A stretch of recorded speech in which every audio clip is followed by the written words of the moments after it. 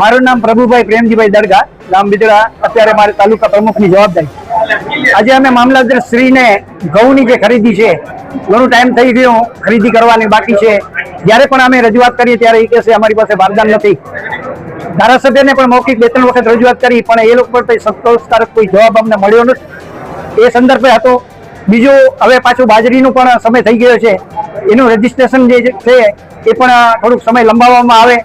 પીજીવીસીએલની જે અત્યારે મોસમ જે મેન્ટેનન્સની જે જવાબદારી છે કરવાનું છે, એની પણ અમે આ કરીએ તો નર્મદા નિગમમાં જે જમીન સંપાદન થયું છે એમાં જે ખેડૂતો છે એ ખેડૂતોને નથી વળતર મળ્યો, અને કોર્ટનો પણ આદેશનો અનાદર કરીને ખેડૂતોને એ વળતર નથી આપવામાં આવ્યું.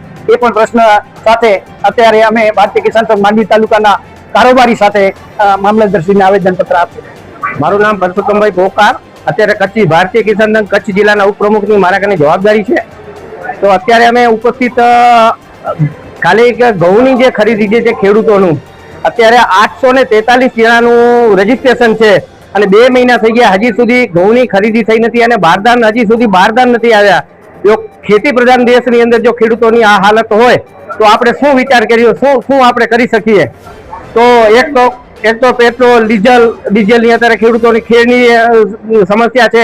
એની અંદર 1000 રૂપિયાનું જો ડીઝલ આપતા હોય તો ખેડૂતો શું વારંવાર પોતાનું ટ્રેક્ટર લઈને ક્યાં ભરાવા જાય? તો આ માટે ખેડૂતોની આ પરિસ્થિતિ છે.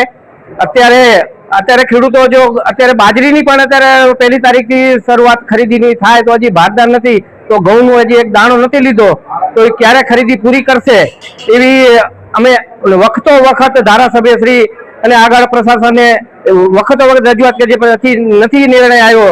અત્યારે મામલતદારશ્રીને પણ અમે કીધું છે અને ખુલ્લી ચીમકી પણ આપી છે. જો આનું જો 2 કે 3 દિવસની અંદર જો ઘઉંની જો ખરીદી નહીં થાય તો ખેડૂતો પોતાના ઘઉં ખુલ્લા ટ્રેક્ટરમાં ભરી આવી અને પુરવઠા નિગમની ઓફિસે ખાલી કરશે, અને પછી જ્યારે પ્રશાસનને ઠીક લાગે અને બારદાન આવે ત્યારે ભરે. એવી અત્યારે ખુલ્લી ચીમકી પણ અમે અત્યારે આપી છે, અને આપીએ છીએ કે આવનારા દિવસોની અંદર જો આ ખેતી પ્રધાન દેશની અંદર જો બધા ધારાસભ્ય સંસદીય કહેતા હોય કે અમે ખેડૂતના દીકરા છીએ, તો 2 મહિના સુધી જો બારદાન ના આવતા હોય તો આથી માટે આપણી પરિસ્થિતિ કઈ આપણી હોઈ શકે?